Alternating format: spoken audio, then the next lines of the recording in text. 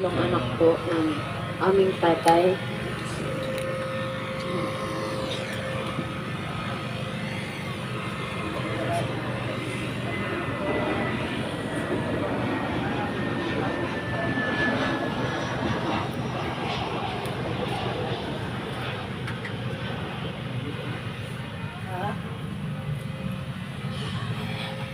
Sinabihan po ako kagabi na mag-prepare ng eulogy.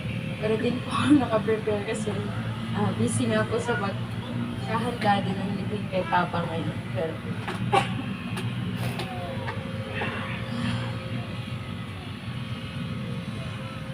dati, nung maliit-liit pa ako, pakiramdam ko na, tanong ko, bakit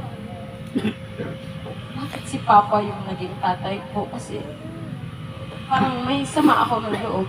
Parang hindi siya perfect na tatay na. Pero nung nagkaedad na rin po ako, yun nga po yung sinasabi nila, pag bata ka, galit ko, or hindi mo maintindihan yung magulang mo. Pero pag dumadating ka na din sa edad na tumatanda ka, at minsan nalalagay mo yung sarili mo sa posisyon nila, naiintindihan mo bakit nila ginagawa yung mga bagay na nagawa nila. So, sa pagtanda ko, na-realize ko lang na si Papa, hindi siya perfect. Ginawa niya lang yung alam niya sa kanyang pag-iisip at sa makakaya niya.